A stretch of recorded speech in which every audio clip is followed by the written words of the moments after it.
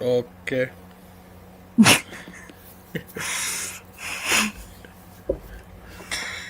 Alright. So before we even really start this, it's been since fuck, I don't know, I think October when was the last time Yeah, YouTube said we 3 months. 3 months. Yeah, it's around October. Um I honestly don't really remember the fucking first part of this because it's been so long.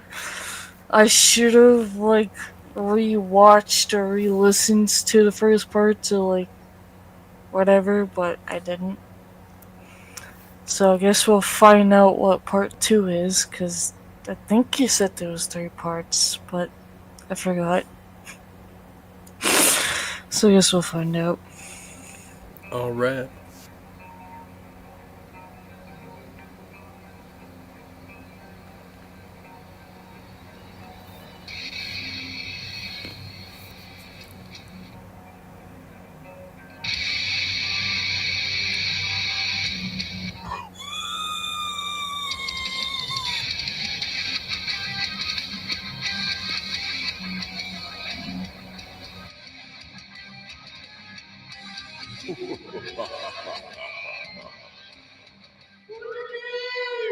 Hey, everybody, and welcome back to For the Booze. For the Booze.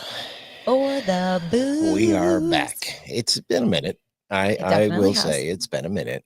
A couple months. We've had some life things happen. We have. If you want to know all about it, join the Patreon. That's right. Because that's where we talked about it. That's right. I don't want to get into it again.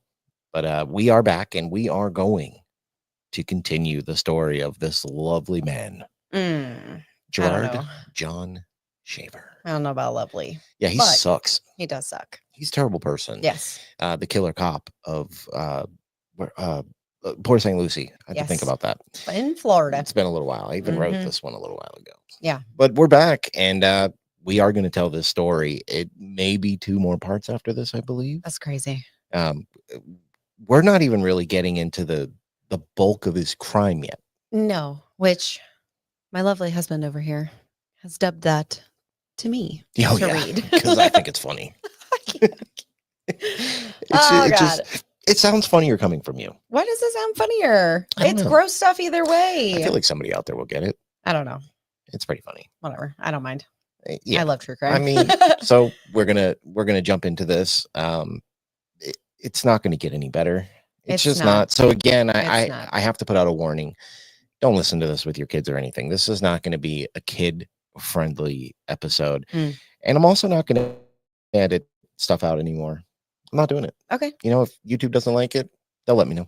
Oh, okay. You know, because look, we're all adults here. We are. You know, so it's up to you. If you listen to it around people who don't need to hear it, that's on you, not us. We've told you. Yes. Earmuffs for the littles, or send them away. Because they probably don't need to hear this. You probably don't want them to hear it at all. But let's jump into this. Glorious tale. Now,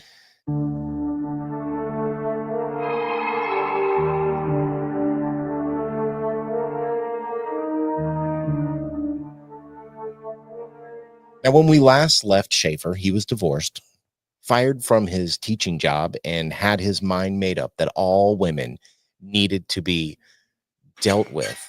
And that was just the beginning of the story. From here on is where the real terror of the killer cop begins. Oh, God. Terrible guy. Okay. After a rocky marriage, Schaefer's parents divorced in September of 1969, just as he returned to Florida Atlantic University. 3 days after classes convened on September 8th, a mysterious fate overtook a former neighbor, the object of his teenage lust and rage. Stop. Mm-hmm. Oh, my God. Now, Lee Hainline had married Charles Bonadies, I don't know, on August 21st, 1969. Now, it was a rocky union from the start with frequent fights. One subject of contention was Lee's story that her childhood neighbor and sometime tennis partner had offered her a $20,000 salary to join the CIA. Now, Charles laughed at the idea and told her to forget it. What? Still work at the CIA? Okay. Less than a month later, on September 8th, he came home to find a note from Lee saying that she had gone to Miami. She never came back, and her car was later found in a Fort Lauderdale parking lot. Lee's brother would go on to call Schaefer and heard a strange story. Oh, God. He said that Lee had called him to say that she was leaving Charles and asked him for a ride to the airport, where she meant to catch a flight to Cincinnati. Now, Schaefer says that he agreed, but Lee never called back with a departure time. I don't believe. That sounds really sketchy to me. Yeah. Really. This whole thing is crazy. Yeah, man. I don't even know what else. I completely forgot that he was a fucking teacher and that he did shit to women, because I think you and Dragon and I were making fun of where the fuck was that he decided to show, and we're just like, what the fuck does that have to do with anything? A longest time ago. Yeah, I think he gave like a whole like history on the town or something like that, or whatever it was. Like, yeah, I forgot what the town was. But yeah, that was funny. He brain farted it when he was saying it at the beginning, like Port St. Lucie or something. But he brain farted for a second, and he zoomed in on himself when he was like having a brain fart. That was pretty funny. I like that.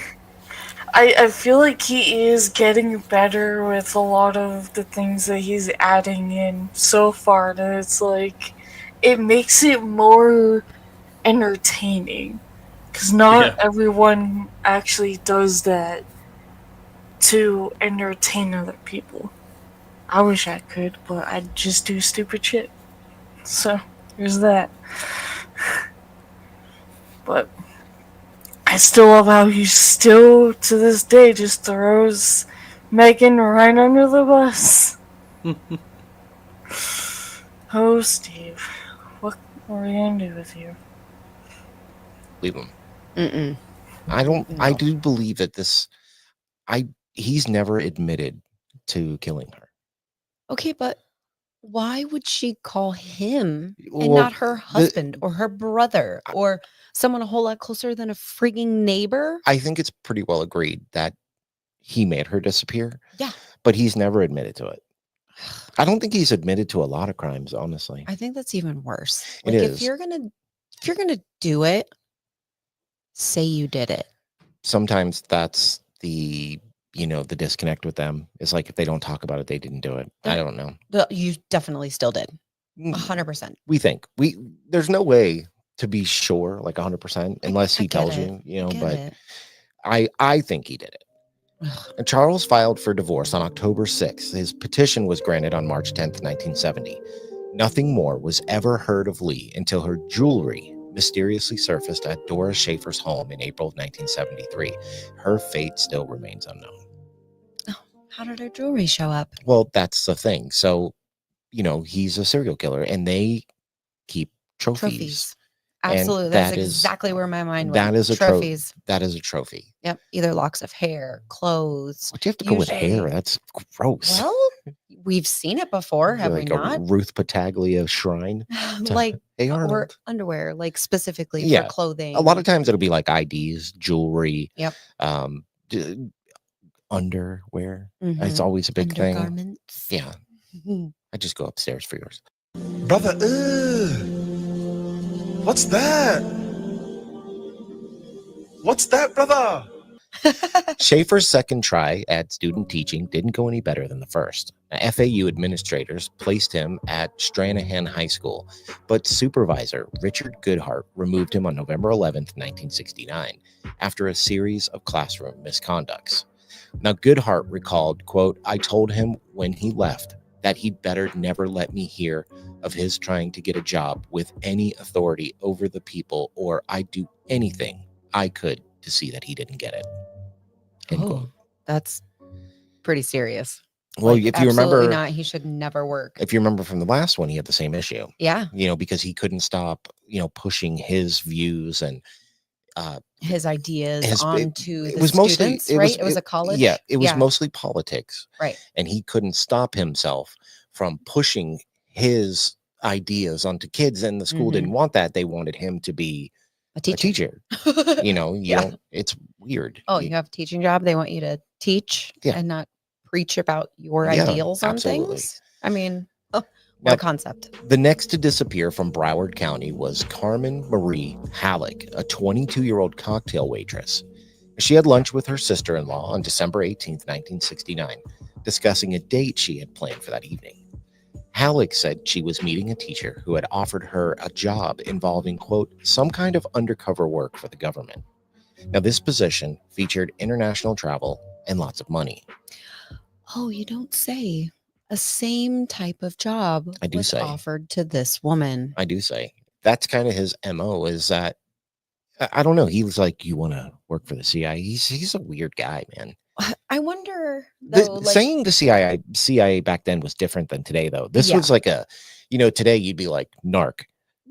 Back then, I mean, you were still a narc, but it was like a prestigious thing. Right. Yeah, it is still prestigious. Don't get me wrong.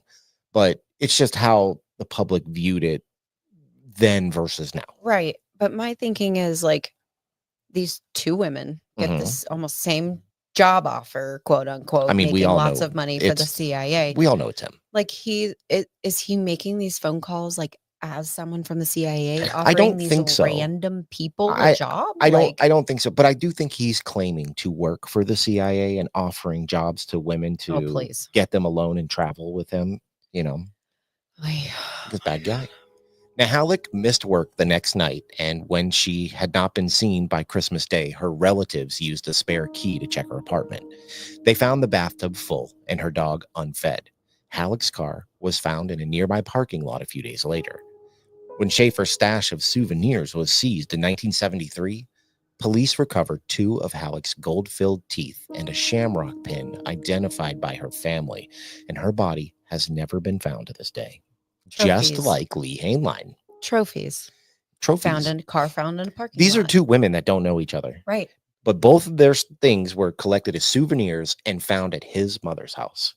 So Disgusting. I'll let you determine how you feel about it. But I know for me, and probably for you, he probably killed these ladies. 100%. I could only imagine. I- And when we get into the things that he does to these women, it's mortifying. He does awful, awful, awful things. I don't know what he has done to these women yet, but It's he not let good. It's that like every dog woman's nightmare. sit in that apartment and starve.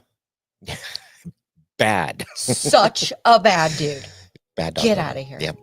Now, in March 1970, Schaefer petitioned FAU administrators to alter his records, changing the November withdrawal to a, quote, incomplete and allowing him to resume study. They agreed, and Schaefer returned as a full-time student along with his wife. Now, the marriage was doomed, though. Martha filed for divorce on May 2nd, citing Schaefer's extreme cruelty. I can only imagine. And so this is his second marriage already. Yeah. He's not even out of college yet. Poor Martha. Martha? Poor Martha.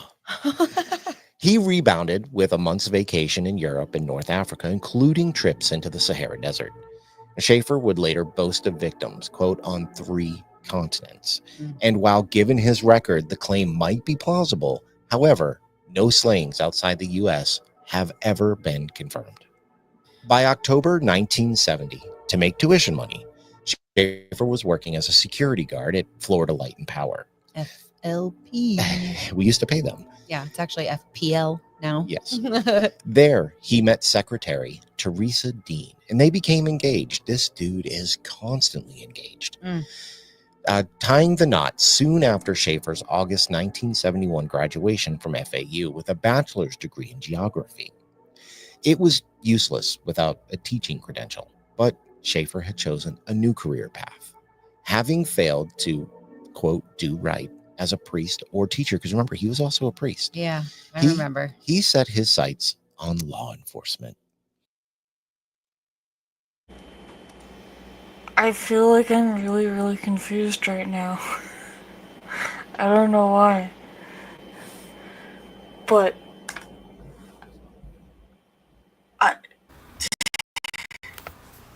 Yeah, they're like pretty low standards to be a cop. Like in some certain times, like it's harder now, but like back in the day, it wasn't that hard. yeah, I don't know what to really say to that part, but it's like they went from talking about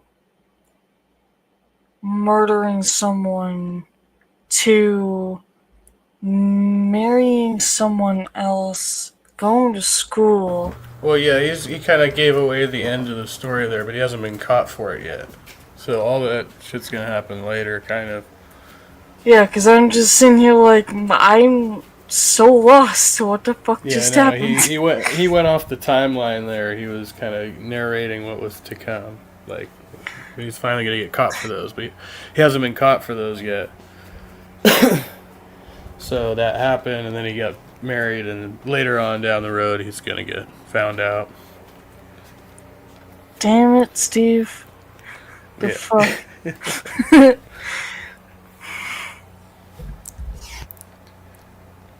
This is honestly probably where a lot of dislike for law enforcement stems from and stuff like this. Don't get me wrong.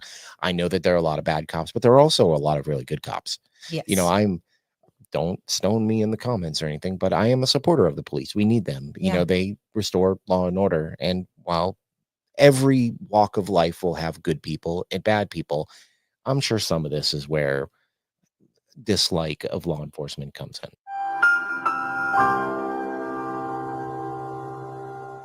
And I think nowadays, like in now times compared to in the 70s, there was a lot more corruption back then. Oh, way more. Whereas now it's few and far between. There's still a lot of corruption. It's just done differently. Right. But the invention of the internet has put more things out on Front Street. You're able to reach a lot more people and tell them what's going on.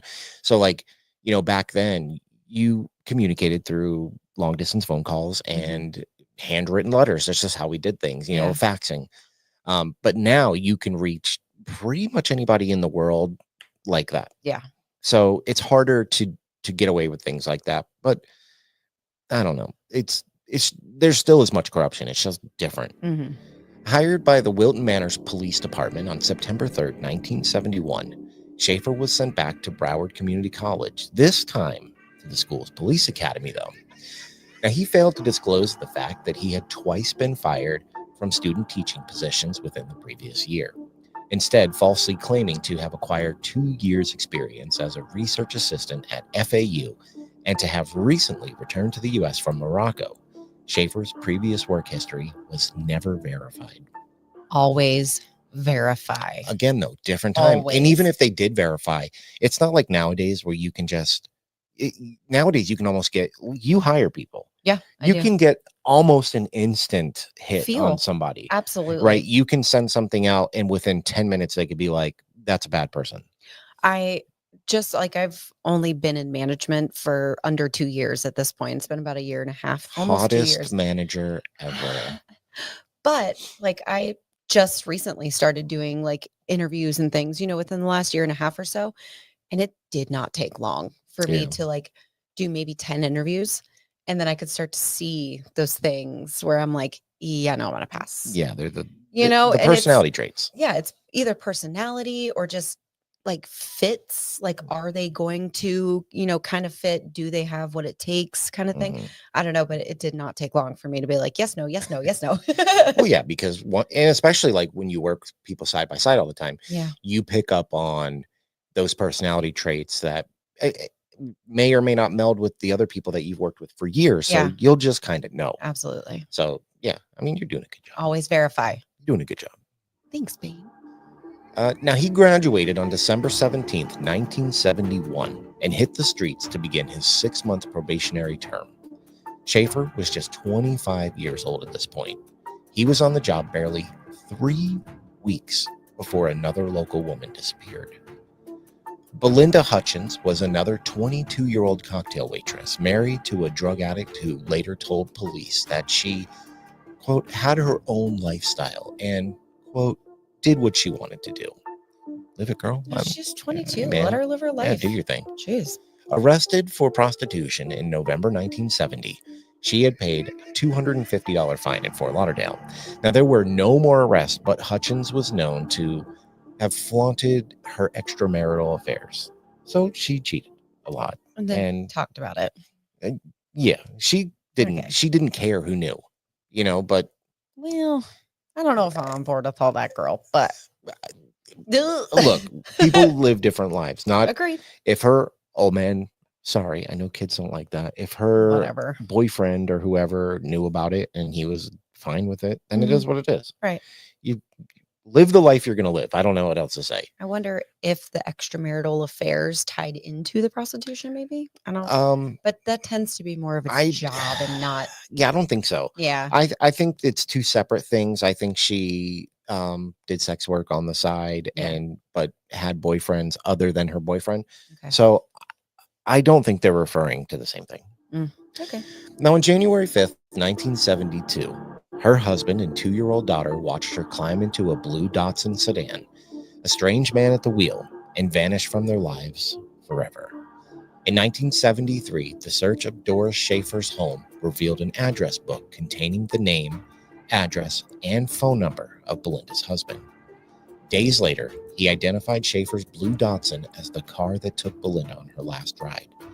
No other trace of her was found, and no charges were ever filed. So they identified the car, but then we're like, meh. But think about all the evidence you have to have nowadays. You still had to have that back then, but it was harder to get. Yeah. I mean, you probably didn't have to have as much as today, but just somebody saying that's the car, that's the guy. It's not enough.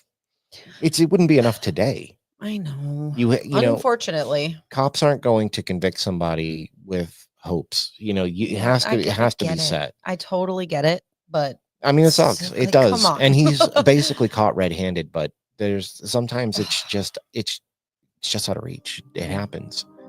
In Wilton Manor, Schaefer's proved himself as poorly suited for police work as he had been for the classroom. Surprising. Yeah. And Chief Bernard Scott told reporters, quote, he used poor judgment, did dumb things. I didn't want him around. Now, colleagues called Schaefer badge happy, obsessed with writing traffic tickets. Sounds like a Florida policeman, if I'm being honest. Agreed. Ex-FBI agent Robert Ressler claims that Schaefer stopped young women and asked them out on dates.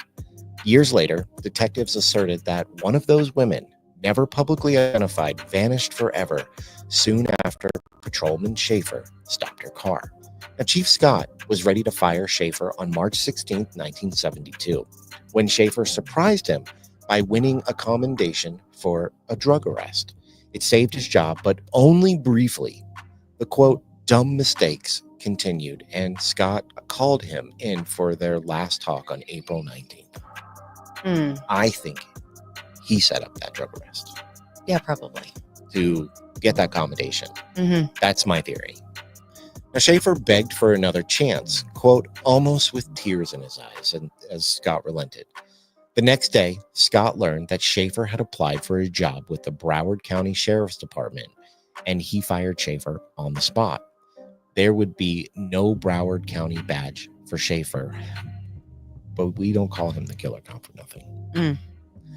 Now, he failed the department's mandatory psychological exam and was rejected. Now, I want to stop here what I'm reading and just remind you, this is the man who murdered, mutilated, and fornicated with dead cows. Do you remember that? I do. Okay, this is this guy. Yeah, I completely forgot about that. Yeah. Thanks, Steve. Didn't need a visual on that one. Yeah. Thank you, Steven. Fucking Jesus Christ. I don't know why he decided, you know what, I'm just gonna remind everyone on that. didn't need to get reminded. Thanks. As your lovely, lovely niece, I did not need that. Fucking goddamn it. I mean, to be honest, I don't understand why he didn't get fired on the spot before the whole badge thing, or that he applied for something and got rejected. But why couldn't you just fire him on the spot when you realized, oh, this was a lady who he stopped their car and they're now missing?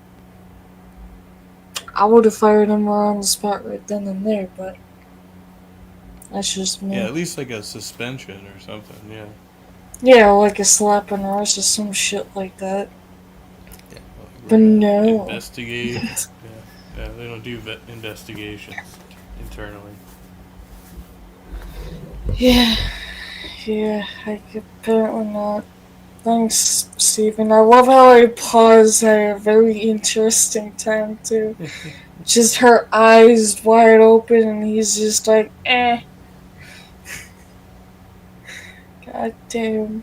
I'm not surprised that he failed the psychological exam. Yeah. That just doesn't shock me. It would shock me if he did. I just had to point that out because that's all I can now. That is all I can associate with this man. Yeah. You know, I have some statements I could make, but they're not very appropriate. So the applications to other local departments had Chief Scott's telephone ringing off the hook in Wilton Manors. He later recalled, quote, "I told them I would put on a uniform and walk the streets myself before I would have him back." Fair. Good man. On June 30th, 1972, Schaefer was hired by Sheriff Richard Crowder in Martin County. Now, he came with a glowing letter of recommendation from Chief Bernard Scott of the Wilton Manors PD, but just a month later, Crowder checked the letter out and discovered it was a forgery. Yeah, I would. Because there is no way. He'd be like, yeah, he's a great guy, but I want him to work absolutely nowhere. No. There's just no way. No. Oh, man. Nobody knows for sure why, but it was at this time that Schaefer got bored of killing victims singly. He later wrote that, quote, "doing doubles is far more difficult than doing singles, but on the other hand, it also puts one in a position to have twice as much fun." Oh my God. Oh my God. Nope. I don't even know because I know the things that he did, and it's just creepy to hear that he put it that way. And like, if you're into true crime, you know that most serial killers or most just murderers in general tend to shy away from talking about it. From two people. Oh, from double victims? Yeah. From a crime with two victims. Like, it's messy. It's a lot. It's like, you can only imagine, like, you're trying to struggle with one, like, what's well, that's that's where the deviltry comes in. Oh, Jesus. That's where we get the story of that from, and we'll find out when you read that next week. Yay. Now, there can be some lively discussions about which of the victims will get to be killed first. When you have a pair of, I'm going to read this. This is obviously not my feelings of any of this. Okay. So I'm just going to let you know. I'm going to read this, but this isn't me. When you have a pair of teenage bimbos bound hand and foot and ready for a session with the skinning knife, neither one of the little devils wants to be the one to go first, and they don't mind telling you quickly why their best friend should be the one to die. Oh, God. So he wasn't just taking two girls. He was taking best friends. Like sisters. Like people super connected in life. I can't remember if there were any sisters, but I know he would take best friends and he would play a little game where he would make them plead for him to kill the other one and let them go. And then he did other things to them. that we'll get into at some point. Not yet. He's gross. He's really gross. He is a really gross guy. We cannot for sure know when Schaefer started doing doubles, as he called it. 7 years after the fact, his name was linked to the disappearance of 21-year-old Nancy Lechner and 20-year-old Pamela Nader, Pinellas County residents who vanished on a 1966 picnic trip in the Ocala National Forest. Hey, we know where that is. I grew up going there. I grew up going to the Ocala National Forest, because anybody wants to know, I grew up in Ocala, Florida. I lived there for 5 years, and that is where we met. Yeah, and wow, he did some stuff. Now, the case remains unsolved, of course, and both women are still missing. A better case exists for Schaefer's involvement in the murders of 9-year-old Peggy Rand and 8-year-old Wendy Stevenson in Pompano Beach. Both vanished from their beach home on December 29th, 1970. Literal just children. 9 and 8. Children. Little children. Oh my God. A day later, a clerk at a nearby convenience store reported a man buying ice cream for 2 young girls on the previous afternoon. The clerk identified photos of Peggy and Wendy, describing their companion as a white man in his 20s, 6 feet tall, around 200 pounds, dead ringer for Gerard John Schaefer. Now, the girls remain missing, and Schaefer was never charged, though prosecutors publicly accused him of the crime in 1973. Schaefer denied the slayings publicly, but later confessed in a letter dated April 19th, 1989. Wow. But this is all right. So this is another aside note for him, is that it's been proven that like he's faked a lot of information, and he's left out stuff. He's lied about things, so he's like added things in but left out the truth. And so with him, he's a real charming dude. Like he's a good talker. Right. He's like a Ted Bundy, you know, which if we remember, Ted Bundy drew inspiration from him. Right. You know, so like it's hard to know what he did and didn't do. It's hard. He's just one of those people. And a lot of serial killers are those kind of people. They're charming. That's how they get away with this stuff. Yeah. How they lure people in. Yep. And it's how they get them to trust them, to go with them, to, befriend them, I guess. It's when you have that kind of charm about you, people tend to trust you, which is how these serial killers back in the day got away with this stuff, because they have that gift of gab, and they don't come across as evil or, they don't seem threatening, but they are. And that's the terrifying part. When I was a kid, I specifically don't really remember people talking to me about the dangers of strangers, stuff we talk about now. Stranger danger. It's because of stuff like this. Yeah. Because a lot of people, they never knew that these people were bad people until they got caught. Everybody would say that they're good people.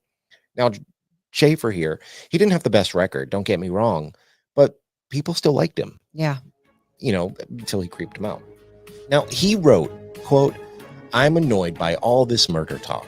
Peggy and Wendy just happened along at a time when I was curious about 1930s cannibal Albert Fish's craving for the flesh of young girls.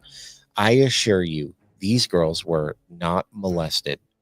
I found both of them very satisfactory, particularly with sauteed onions and peppers." Oh my God. So he's claiming to have eaten them. Oh my God. And I mean, we all know who Albert Fish is. He's like the OG cannibal. Yeah. If you don't know who Albert Fish is, do not look him up.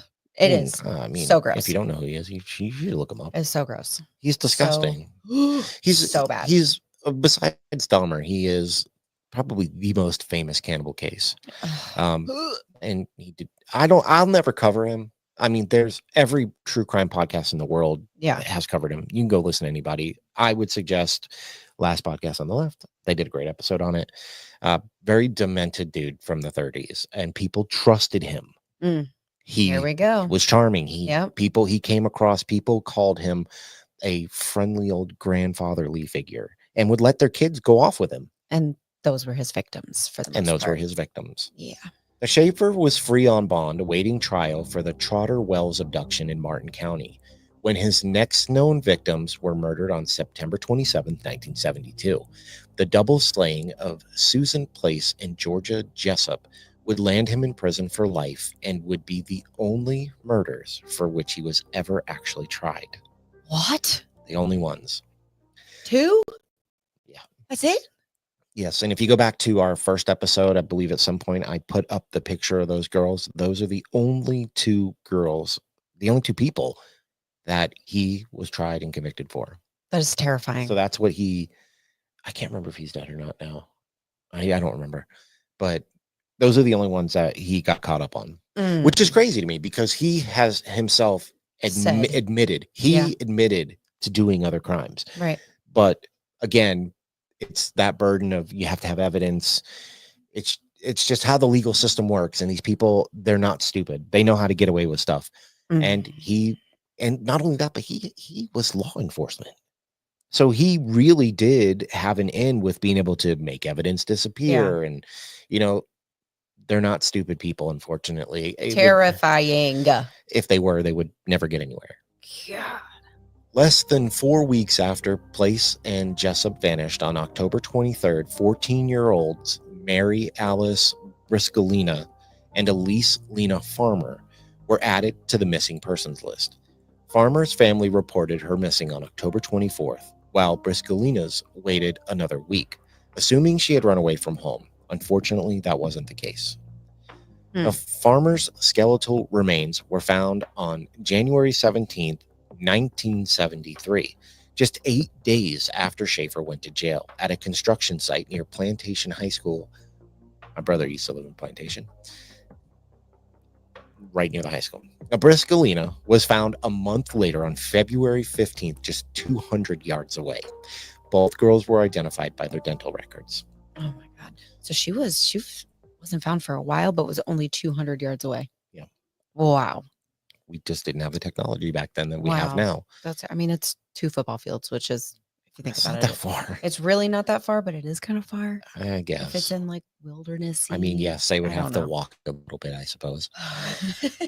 Now, following the April search of Dora Schaefer's home, Farmer's relatives were able to identify a piece of jewelry taken from the murdered girl. Schaefer was never charged with those murders, but he later admitted to the crimes in a letter referring to one of his published stories titled, quote, Murder Demons. On April 9th, 1991, he wrote, "What crimes am I supposed to confess? Farmer?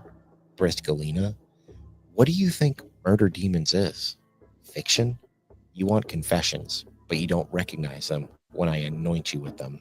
Ew. He loves himself. Ew. He loves himself. I do not like that. He loves himself. You can tell That's gross. by the way he writes things that he's very amused with him. He really likes himself. Ew. And that was I really... find that gross. Schaefer was sentenced for the Trotter Wells assault in December 1972, but he did not actually enter jail until January 15th of 1973. 1 week earlier, 19-year-old Iowa residents Colette Goodenough, man, that's a crazy last name. Good enough. Good enough. And Barbara Ann Wilcox left Biloxi, Mississippi, hitchhiking to Florida. Now, no trace of either girl was seen until April, when searchers found evidence of their fate in Schaefer's stash, of course. Among the items retrieved were Barbara's driver's license, along with Colette's passport, diary, and a book of poems. Now, skeletal remains of both victims were found in Port St. Lucie in January 1977, but no cause of death could be found, and no charges were ever filed. How he constantly gets away with stuff. I don't understand that, but I also don't understand, where it said it was December when he was charged, but didn't go to jail until January. So if they would have just put him in jail, these 2 women would be alive. Yes. But dude, this is what I'm saying. You want to be like, these people are stupid, but they're not. They're so intelligent that it's scary. Yeah, because it's so scary. They literally can get away with murder. Literally. They do it. He did it. I don't know, 8 times now. We all know he did it. But again, we need the evidence. But don't ever think that these people are dumb. They're not dumb. Right. They are very smart, which is how they get away with it, unfortunately.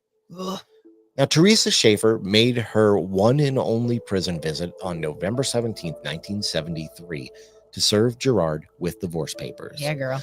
Now, outside the walls, reporters trumpeted that lawyer Elton Schwartz, age 45, was dating Schaefer's 21-year-old wife. I don't care. No. He also handled Teresa's divorce, and they would be married on November 30th, with Schwartz announcing that his client had suggested the arrangement. So Schaefer. Oh, Freaking weird. okay. Okay. Whatever, man. What? Now, better for her. Yeah, for sure, but like, that's weird. It is weird. Now, inmate Schaefer, unfazed by it all, maintained correspondence with Schwartz for several years afterwards, waiting nearly a decade to charge the attorney with illegal malpractice. Meanwhile, Schaefer was busy exposing another conspiracy, claiming that he had been framed by drug-dealing lawmen and Martin County prosecutors. This dude is delusional. Yeah, okay. In Schaefer's... I do have to pause at that part. Like, you think you were framed? No. He obviously thought he was gonna come up with a story that was believable, and I think that's really hilarious that he waited that long too.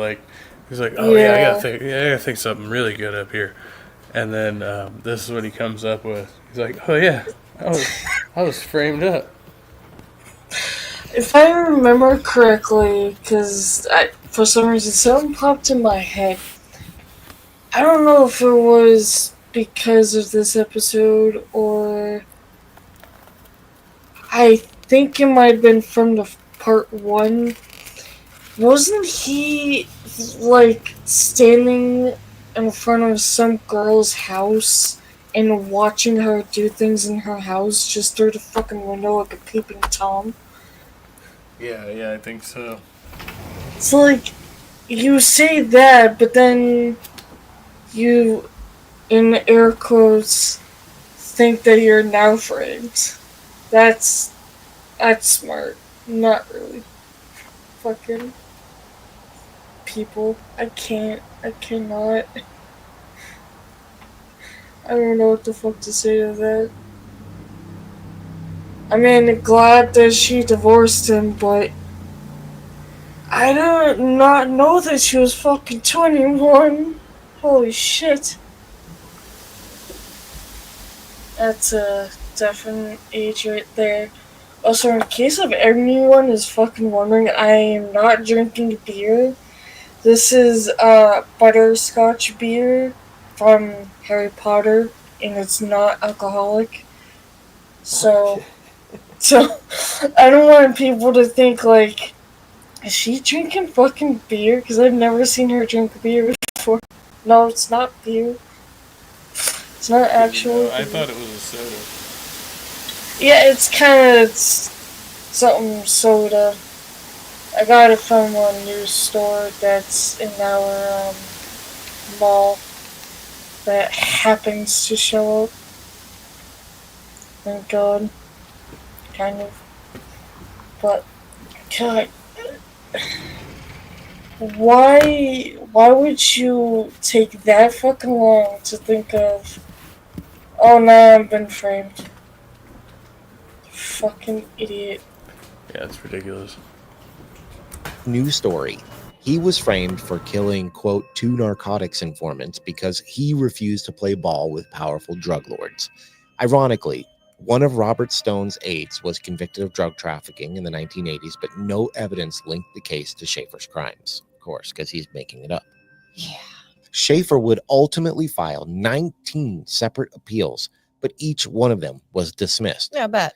In 1987, a judge went on to say, quote, there has to be an end, a conclusion to litigation and to the abuse of the judicial process. The defendant should realize once and for all, the die is cast, the mold is made, the loaf is baked. Therefore, the judgment is final and forever. Hey, I like him. That's a real FU from the judge, and I like it. I like love it. That. Now, these were strong words strengthened by a state parole board ruling that Schaefer was ineligible for release before February 2017.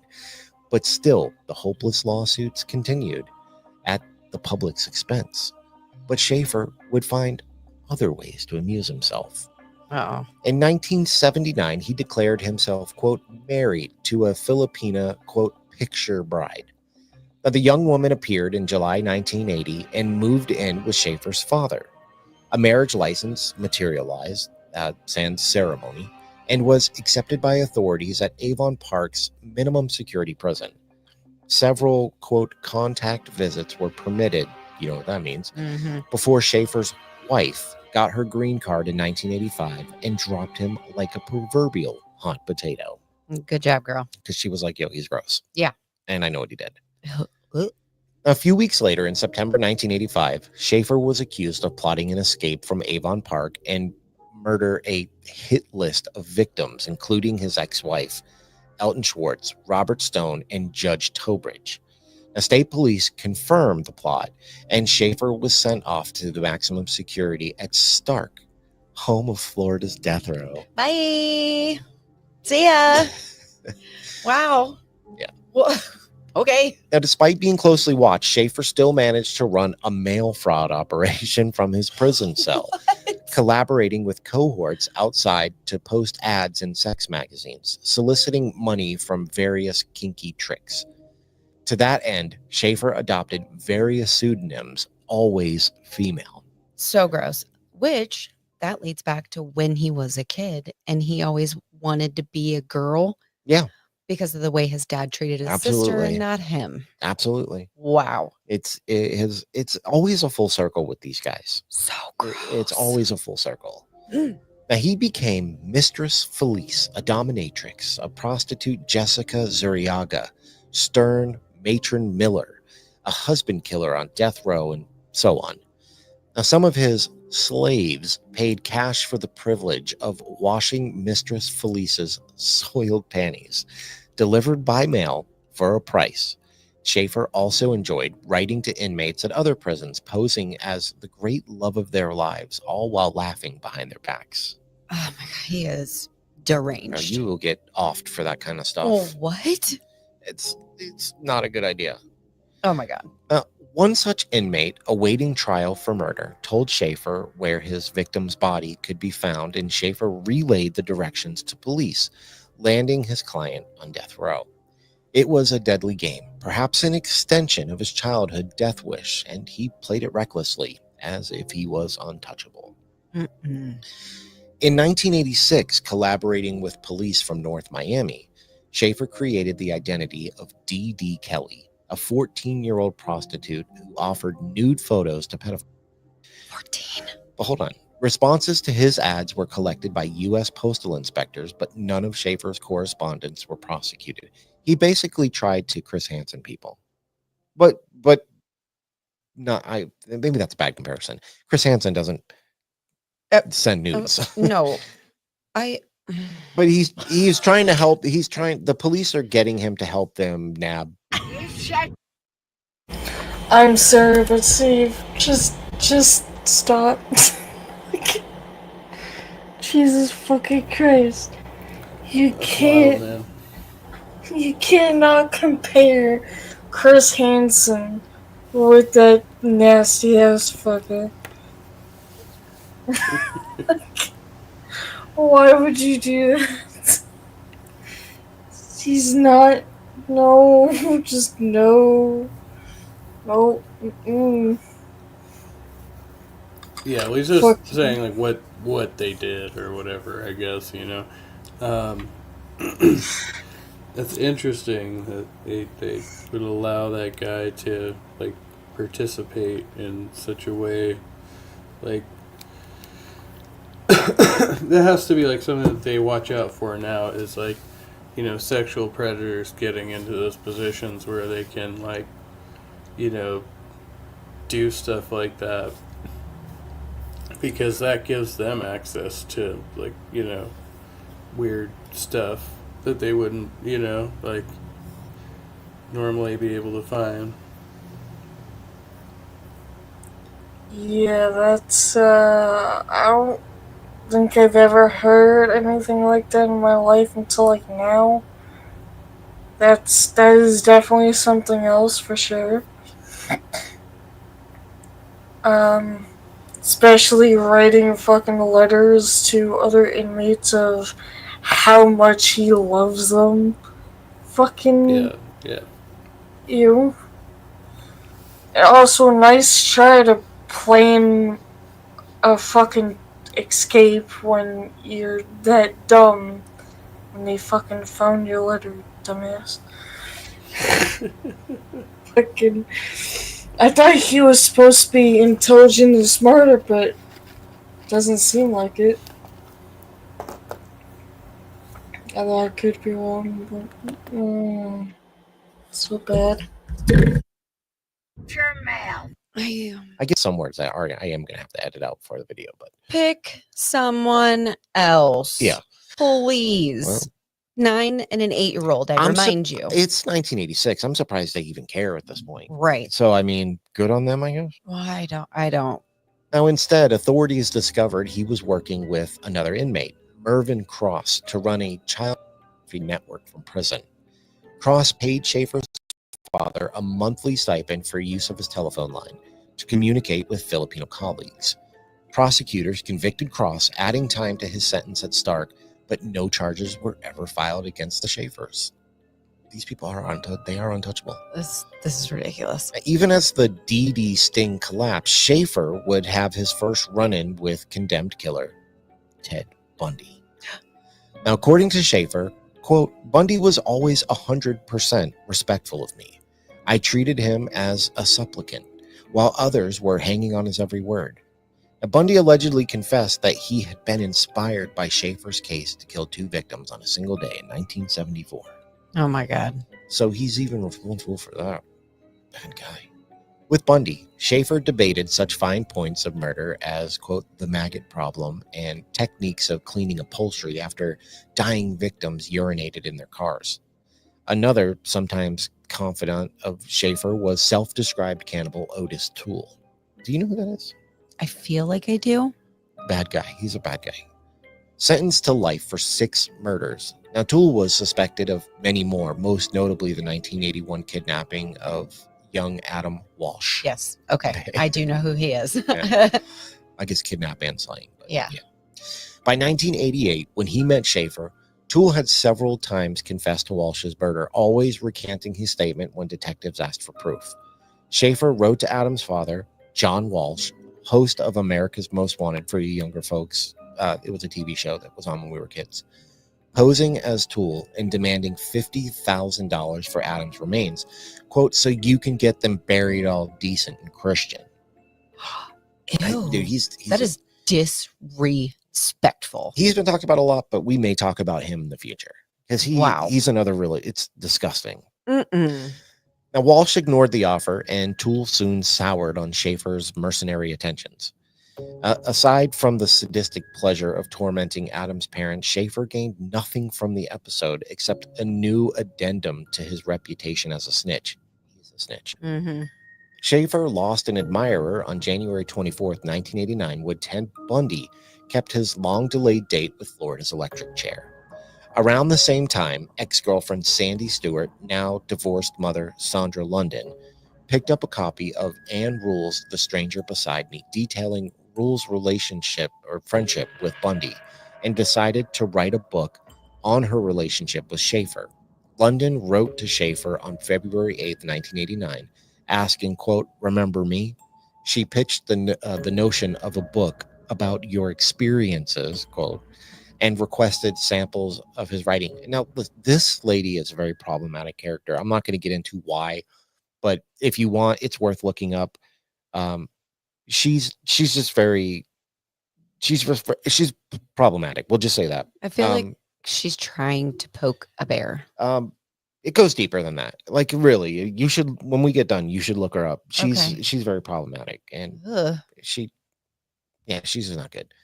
Now, Schaefer responded enthusiastically, touting his case as, quote, virgin territory, adding, quote, Naturally, I'm favorably disposed towards someone who has known me intimately. He recalled London as, quote, a former great love of my life and denied any hostility over their breakup. Now, at their first prison meeting, London found Schaefer transformed into a, quote, a neebish, portly, pale, balding, and half-blind. He reminded her of a middle-aged, desk-bound clerk gone to seed. Again, look her up. What? There's a lot behind this lady and her connection to him and Ted Bundy. She's just not a good person, in my opinion. I know that there some people, whatever. I'm not going to get into it. Now, there was nothing soft about Schaefer's stories, though. They sported macabre titles such as, quote, Blonde on a Stick and, quote, Flies in Her Eyes. Between March and May 1989, Schaefer sent London 7 grisly tales. She added drawings and fragments of writing seized from Doris Schaefer's home in 1973, releasing the lot as a volume of killer fiction in June 1969. Now, a second book would soon follow, along with independent stories, poems, sketches, and a, quote, killer serial that aimed to, quote, satirize Schaefer's own case. The leading character, a rogue cop who slaughters prostitutes in his spare time. Oh, this is what I'm saying. God. He loves himself. He absolutely loves himself. And he thinks I think in his mind, he's created this world where he's doing something good somehow. I don't know. It's what? Really, he's a Mhm. very interesting case because like his mind is it's very interesting. Why did she have to add drawings? Well, I mean, everybody who writes serial killer stuff usually gets some of their stuff and puts it in there. I mean, John Wayne Gacy was very well known for that, like his self-portraits and stuff. That's true. However, a guard examined Schaefer's work and deemed it, quote, pornographic filth, confiscating the latest manuscript as contraband, unsuitable for a prisoner. Now, the work was released after Florida's Attorney General admitted the stories played a role in Schaefer's latest legal appeal, but Schaefer himself was forbidden from keeping a copy in prison. Now, critics in the press and prosecutor's office branded killer fiction a, quote, blueprint for murder, masking details of Schaefer's own crimes in the guise of entertainment. Schaefer worked hard to impress his ex-lover. On one hand, he claimed to be innocent, framed by drug-dealing cops and attorneys who feared his integrity, casting himself in a martyr's role. He said, quote, I let Satan get control of me. I hated evil. I wanted to destroy evil. I went and immersed myself in the battle, but destroyed myself in the process. God saved me by allowing me to be framed by corrupt people, unquote. He really thinks he's a hero. I can't even begin to tell you how much of a disgusting human that makes you. Well, I mean, obviously. Oh, that's why we're talking about him. And of course, like, it's everybody else's fault. He truly, get out of here, dude. I don't know if this is a persona that he's come up with or if he truly feels this way. Right. I'm not sure. But if you read a lot of the things that he writes like that, you would think that he might actually believe this. But I don't know him. I don't know enough about him. But when I read the things that he writes, I truly do believe that he believes these things. But I'm either way, sure. I hate it. I mean, he's a very hateable person. Come on. No. Now, a week later, he wrote, quote, my battle has been to overcome the problem. I believe I have accomplished this through Jesus Christ. He also added, quote, my own personal belief in Jesus assures me of my future as a just child so you know, of God, I gotta but that does not excuse me from hating my fellow man, unquote. And this... I gotta go in just a minute here. Alright. I should have paused the damn thing and it was like, nope. Yeah, I was like, shoot, we could do part 2, but we're like almost to the end. But yeah, I gotta go start getting ready to head out of here. But yeah, it's definitely a good episode though. I give positive review. This guy's a maniac, man. So Yeah, he's definitely fucking nuts for sure. Fucking But, God, some of the things that I was just hearing, I'm like, yeah, okay. What are you saying, bro? right. Fuck This is this isn't real life. Yeah, for sure. Oh yeah, for sure. For sure. All right. Well, I'll talk to you soon, though. All right. All right. All right.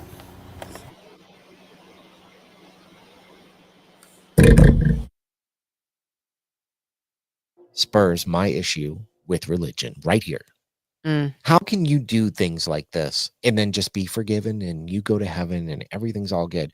Because by, religious standards, he could just be like, I'm sorry for everything that I did and wash it away and boom, boom, you go to heaven. I can't live in that world. I'm sorry. It doesn't make sense to me. No comment. Now, on March 21st, 1989, he wrote, quote, I am factually a captain of the Dixie Mafia. I have factually the power to have you killed. I have in the past used these powers. 3 days later, he also added, quote, I am a syndicate man. When I put on my sub-chief's hat, I am Don El Tigre, and I can scare the living shit out of you, unquote. I don't know, dude. He's wild. Okay. He's wild. What? He's Whatever, Schaefer. Yeah, I don't know. I don't even know how to feel about this. I feel like he's got a bit of L. Ron Hubbard in him. Because L. Ron Hubbard wrote science fiction, and it seems like this isn't science fiction, but he's writing like this dramatized world where he is this mafia member or like rogue cop, defender hero. But I don't know if it's just all BS or if he believes it. I think it's a little bit of both. I would think. I think he believes it when it's beneficial for him. Agreed. But I think like when it's more of the far-fetched fiction is maybe when he would add more real life things. I guess. I have no idea. Because this dude is super twisted. Well, I think he adds more real life things when he starts to become less relevant. When he starts to fade, where his name isn't as scary to people anymore. And he's like, oh, let me remind you of some other things that I might have done. So I don't know. Gross. Now, Schaefer would never stop with claims of mob connections. Schaefer also insisted on January 20th, 1991, quote, I am the top serial killer, and I can prove it. He was an expert hangman, Schaefer wrote, dispatching victims, quote, so quickly that they wouldn't even pee on the rope, unquote. He's also a hangman, just so you know. He does terrible things. Oh, my God. Now, furthermore, he added, quote, I never at any time required more than 2 strokes to behead a woman. Never. I was absolutely skilled at it. Now, Schaefer was vague on numbers, but once estimated his body count somewhere between 80 and 110 victims. Oh my God. I believe it. I do believe it. Again, I'm going to... He was like still young when he got caught, right? Yeah, he's pretty young through all of this, yeah. That is so disturbing. I'm going to read this next part again. These are not my feelings. These are his quotes, because I would never say this.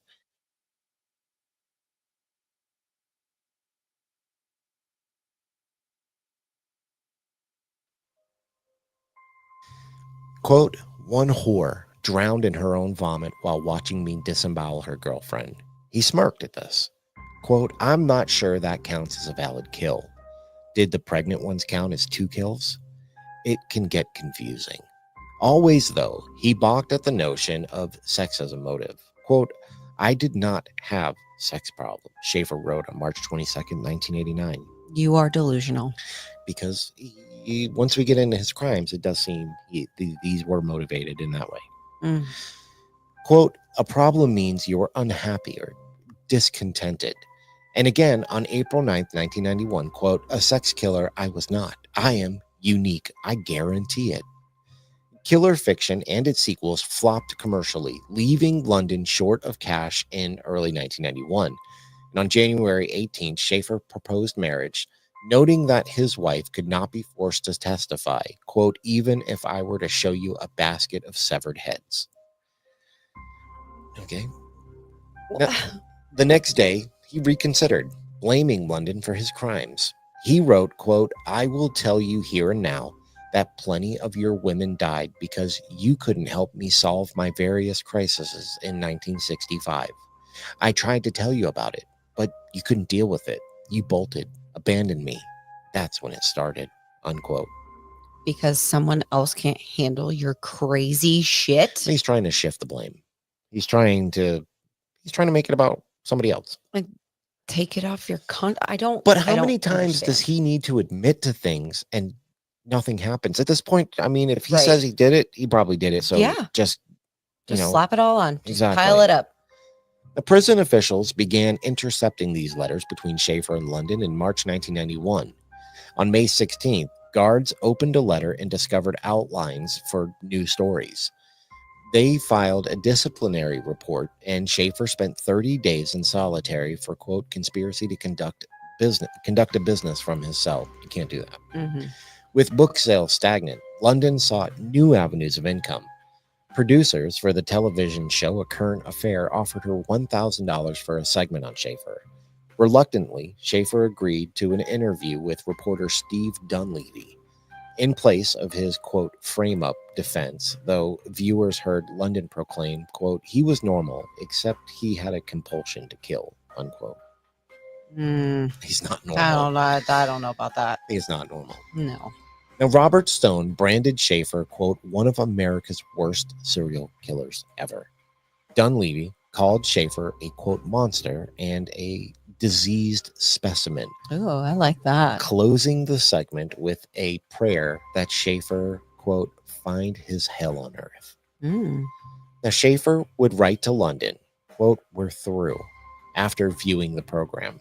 Quote, you've taped a black hole of genuine rage and it's focused on you. Just never speak my name to anyone, anywhere, ever again. I've met a number of people from the Satanist underground. To express my appreciation for what you've said, I've explained to them about your daughter. They'll probably get in touch with her personally. If you want to make an issue of this, then the kid is gonna be the one to pay the tab. Am I clear? And that's where we're gonna end part 2 of Gerard John Schaefer. He is a bad man. He's a bad God. man. He is so full of himself. Yeah. And like, I don't know if ties to the mafia or none of that's true. Like, I don't think it is at all. But we're just going to throw that out there. None of that's true. None of that has ever come to light to have any credence to it at all. But none like, of it. He throws it out there like it's this power. Because to him it is. He thinks it's disgusting. He's a story writer. This is why I compared him to L. Ron Hubbard, because that was his whole life was writing stories that he eventually believed himself. Right. And I think he's like that, just as a penchant to kill people, especially young girls. God. So that's why, we've made it through pretty much his story. We'll probably finish off this and then get into what he did next week. If you're next week's not going to be good. I'm just going to warn you. It's not going to be good. It's going to be bad because he did some terrible things. And then, of course, we will end this with the tie into the paranormal claims of the Devil's Tree down in Florida. Which is part of the reason we picked this one. It's the reason why we picked this one as our first one. Because there will be times where we're just going to do true crime. It doesn't have to have a paranormal, anything paranormal in it. But that is why we picked this one. Yeah, we're definitely not going to do big name cases like they've been done. I don't want to always do those. Yeah. Literally, they're everywhere, done by everyone. And there's nothing we could really add to it at this point. So I think maybe, smaller known crimes will definitely be what we look into. Yeah. I mean, we started with this one. It is a bigger case, but it's to get our kind of bearings a bit. With the paranormal tie to kick it off. But this is also like a well-known that I haven't heard on every single podcast that I listen to. Oh yeah. So it was kind of perfect. It was something with a lot of information. Most of this, I do want to point out that the majority of this that we read today comes from crimelibrary.org. And it's basically like an online book of this dude. And it's really well written and it's very well documented, and that's why I used it. Okay. It's really good. So if you want to read the entirety of it, it's there if you'd like to go read it. You know, if you could care less what we say, I get it, but that's fine. You can do no that. Hard feelings. Okay, you can do that. But we're gonna end it here, and let's see if you can remember this. Where can they find us? Well, they can find us on Instagram at @forthebooze_podcast and on Facebook at For the Booze. That's right. You can also find us on YouTube, right here on YouTube at For the Booze. What's my other one? On not Twitter, on X. Twitter. At For the Booze. And what do I say? Anything else? I don't remember how to do this either. Just look us up online. It's For the Booze. We're everywhere. If you'd like to send us any show suggestions or stories, personal stories that we would love to share on the show, you can send them to forthebooze@gmail.com. Oh, there it is. forthebooze12@gmail.com. Yeah, that's probably more right. Yeah, it is. And that's better. If you would like to join Patreon, you can find us over there on Patreon. And we kind of failed our Patreon members. I'm not going to lie. We did. And we love you guys. The ones that stuck around. I said it in our other, our Patreon episode. Like, I really appreciate you giving me the time that I needed to get through this time that I had. But our Patreon, they make it possible. They do. So you guys are so great, and we are so grateful to have you. And thank you for your understanding. And you will be getting your Behind the Booze already. You will have already had it. Maybe another one. Yeah. Maybe an extra. I don't know. Yeah, they've already had it. Love you guys. So thank you guys. And I think that's it. I think is that everything? I think so. I think we did it. All right, go ahead and kick us out of here. Well, thank you everybody so much for listening, and we will see you in the next one. Bye. Don't go in the woods by yourself. We're back. Yeah.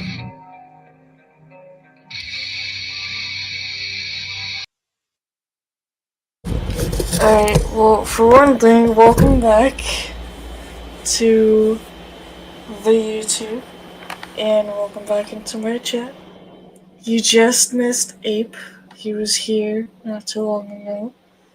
Or was just here not too long ago.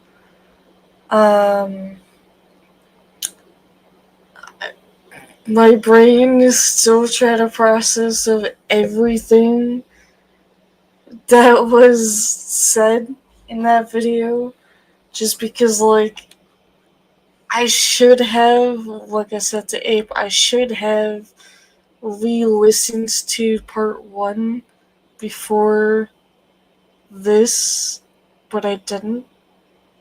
But also, thank you for the reminder of the cows. I kind of figured.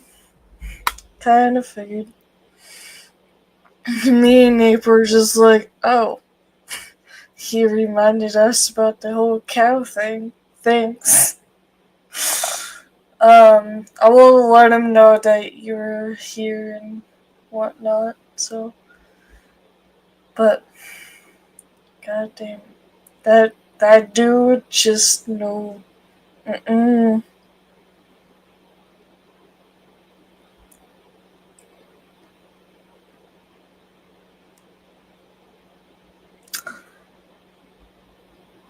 Yeah, I don't know on that last comment.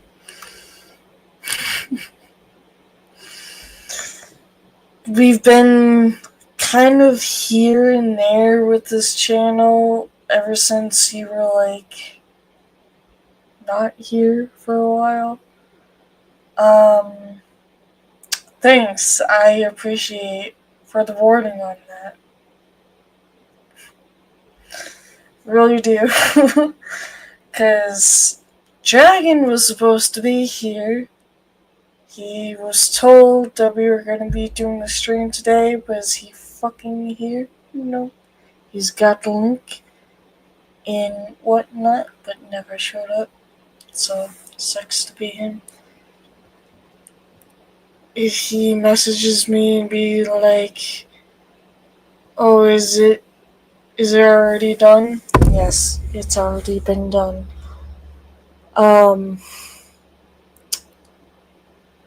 I cannot tell you how much I did miss the two of you.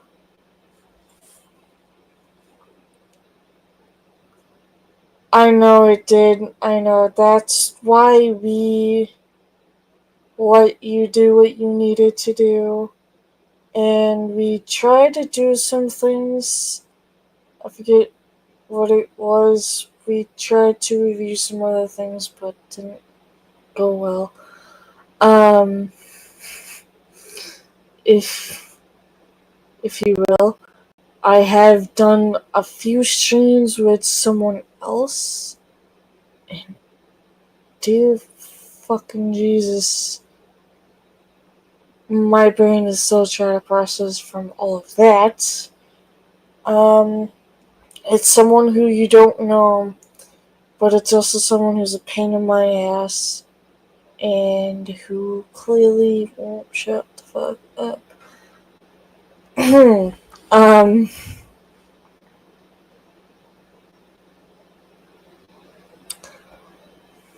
I don't doubt that for a minute at all, actually, knowing you.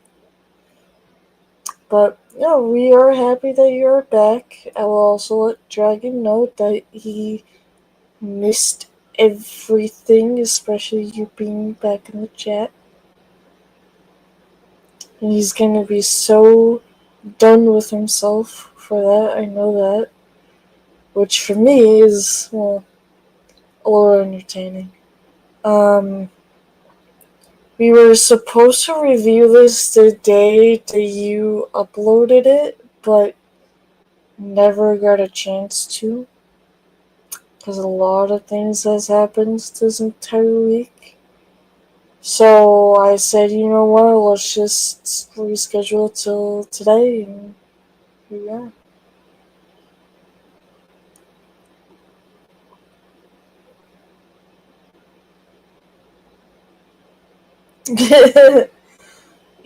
Yep,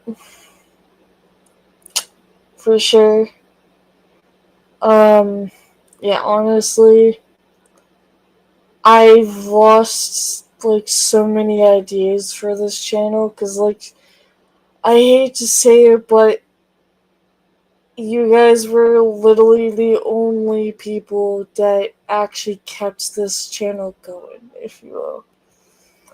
Because like I said before, we were trying to do some other things, but kind of failed. I have been doing a lot of other things on the other channels. Fucking brain cells. There's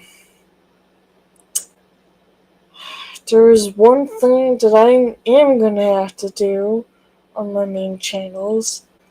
Really not fully prepared for it. Still don't know the day that I'm gonna do it, but it's a live taste testing stream. There's different, I don't know, I already forget how many bags, but there's different, like, bags of jelly beans that I'm gonna be trying.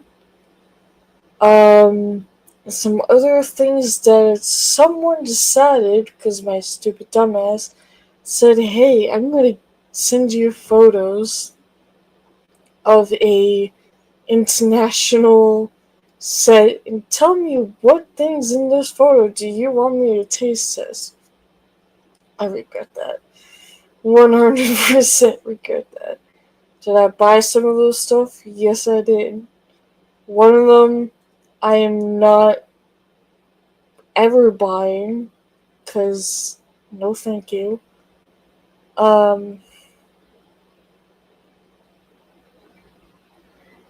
That's funny.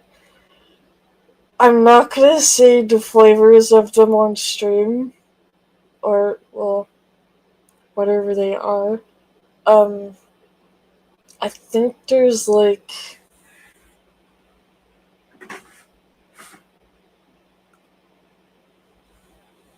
a lot of different flavors. I think there's possibly like 3 or 4 bags. Buttered popcorn. Ew. You like buttered popcorn jelly beans? The jelly beans that I've tried before on my main channel was the Bean Boozled ones and the spicy ones, which I hated so much.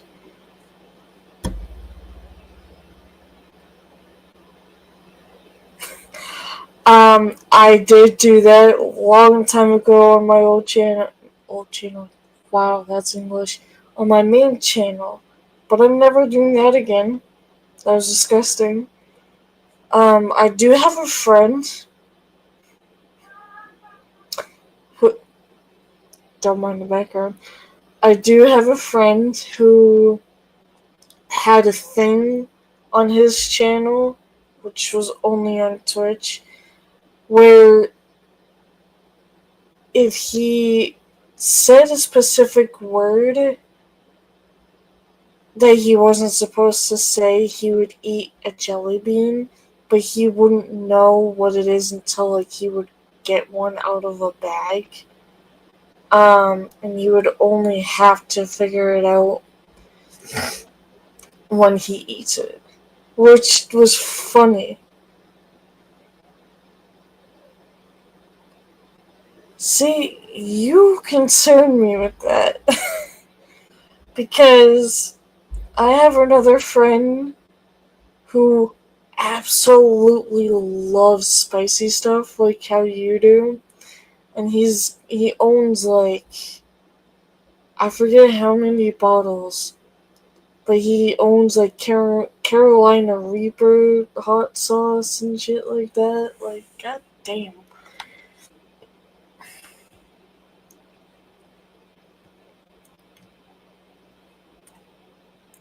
Although that person also left the Discord call.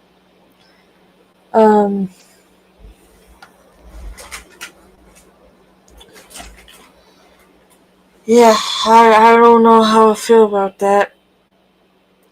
There was some other jelly beans that I'm just like, what the fuck?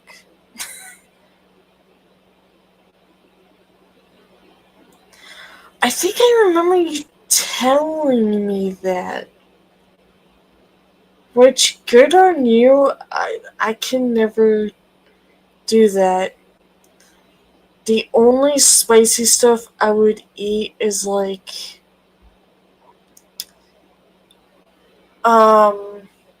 chili. I would still eat because I don't fucking care.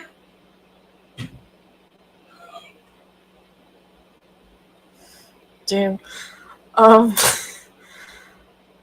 What was the other thing? You know the linked chili chocolate that they have? That's not too bad.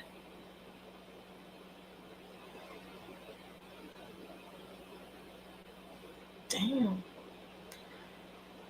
Do you have, like, any consequences from eating those? Because that would probably send me straight to the fucking bathroom. Hardcore. And that would not be fun.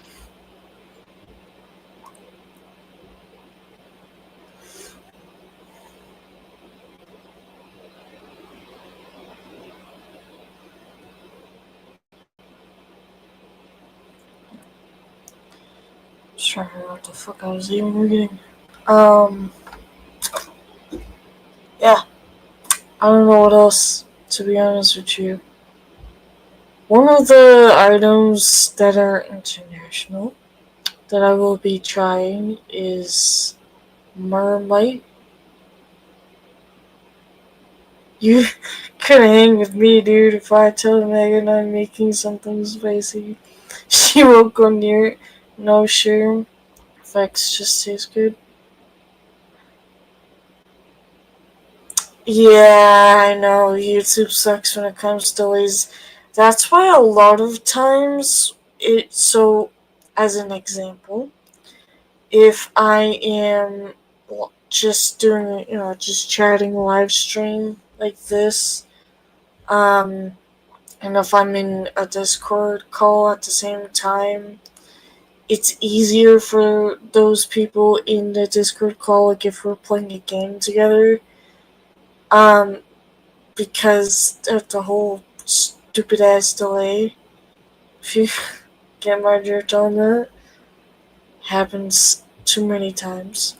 I'm always that kind of a person who kind of hates typing sometimes, so I can understand that.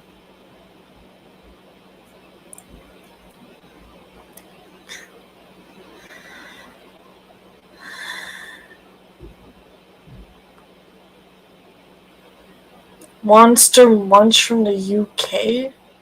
I have to look that up. But yeah, it's I don't doubt that I'm not gonna like it, for sure. Just hearing the name, I know I'm not gonna like it. Some other things are in there that I know damn well I'm not gonna fucking like. Probably. Other than that, I might stream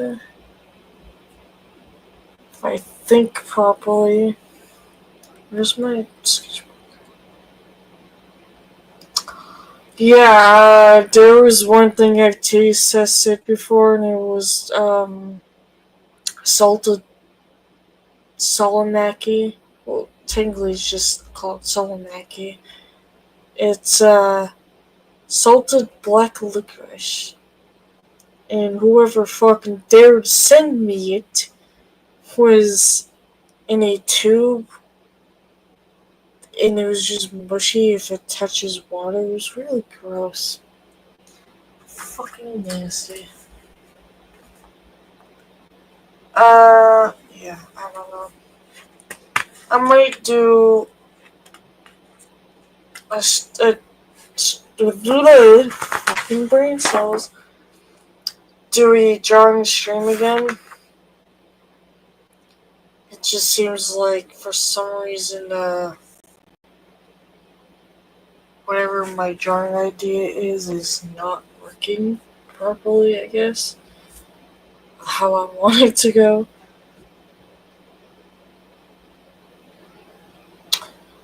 Yeah, I heard from a friend of mine who is from, well, actually, I do have two people who is from Australia. Also, Sammy missed the stream. I just realized that. I'm gonna have to send him the link of this stream when it's done, so he can listen to it. Basically, one of my Australian friends told me the correct way of eating that kind of stuff. Because I guess there's people who come from Australia into the US and just give them a spoonful and they just have a fantastic time. And it's like, yeah, I appreciate for that person to tell me the correct way of doing it, because fuck no, not doing a spoonful. If you drug me, then you shove it in my mouth, then maybe, but not gonna happen unless you, I guess, drug me. The fact that I just said that, don't even think about it. I gotta rethink about this jarring idea. I have a jarring that I'm supposed to be doing. Haven't started it yet. Don't know how well this is gonna go.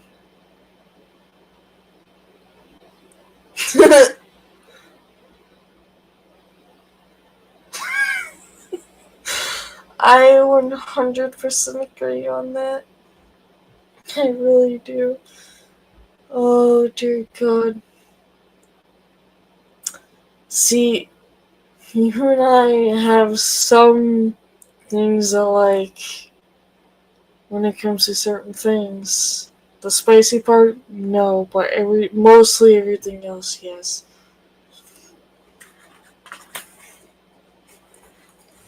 Um,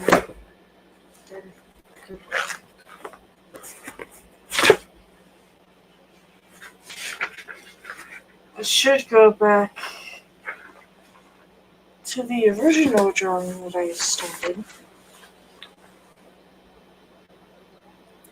To be honest with you, I still can't believe I even drew that. Not gonna show it yet, but I might continue that. I was gonna do a fox drawing for Cruel Thing, but that might not happen. Unless I can think of a different scenery. Otherwise, it's not gonna fucking happen. It's just basically saying no to me. Other than that, I guess I'm gonna go back into this Discord call that I'm in. You know, I am deafened. And I am sharing the screen. No, you're not. Oh, I have a new microphone. And I also have a new phone as well.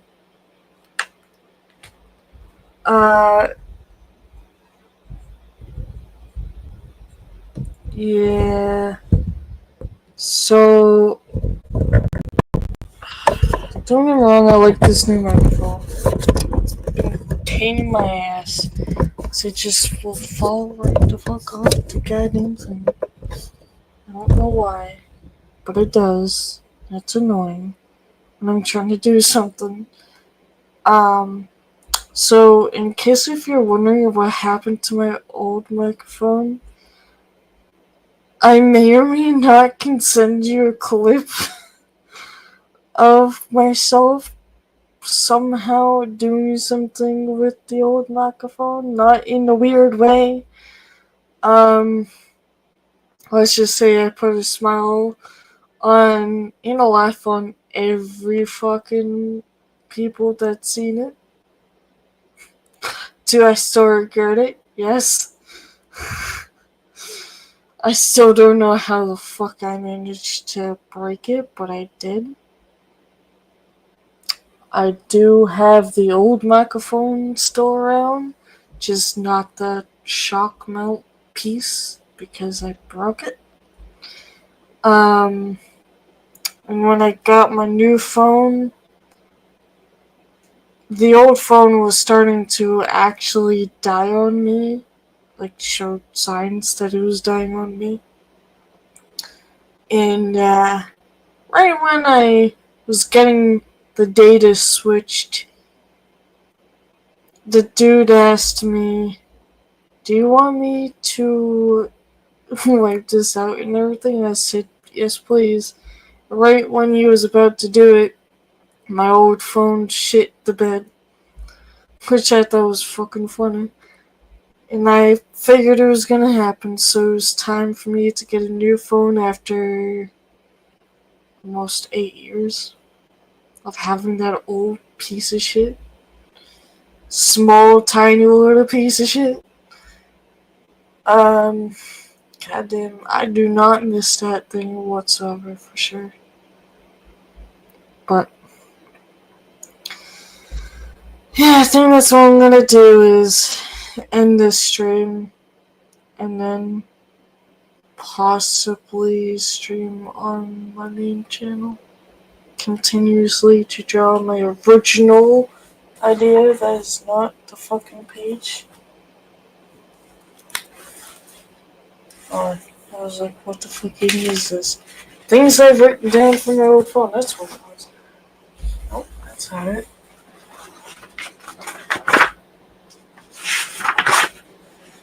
Oh, I really need to finish that too. God damn it. The user ride likes. Oh, only a pretty is. Yeah. I like this one because it's got the button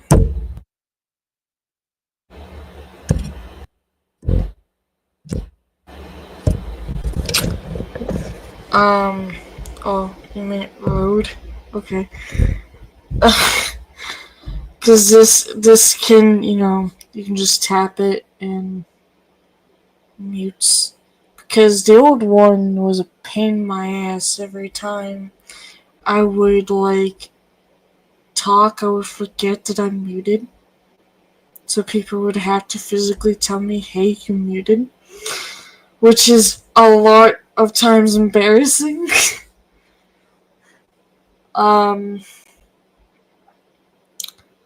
But, yeah. So much things has happened this entire week, so my brain is just, not fully functional as far as what's been going on. If you want to know, I will text it to you, but that's up to you. But I'm not really gonna talk about it on stream because it's hell of a lot. What did I talk about it last night, but only on my Twitch side, so. But yeah, still. Otherwise, I still gotta figure out a fucking intro and outro for this.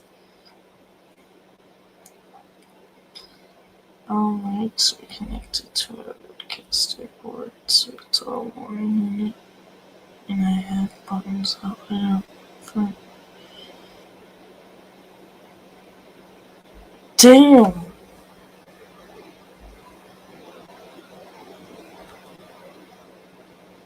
What the hell is this?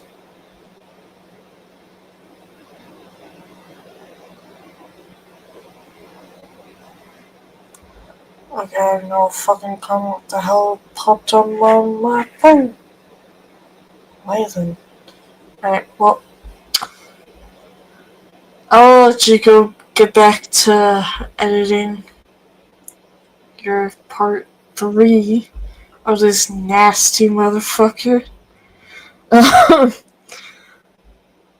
But, yeah, that's all I'm gonna say. Appreciate the new episode, and I will definitely let the both of them know that you were here. So, actually 3 as a matter of fact, because I almost completely forgot about Sammy. But anyhow, talk to you later. I almost clicked on the wrong thing. Like a dumbass.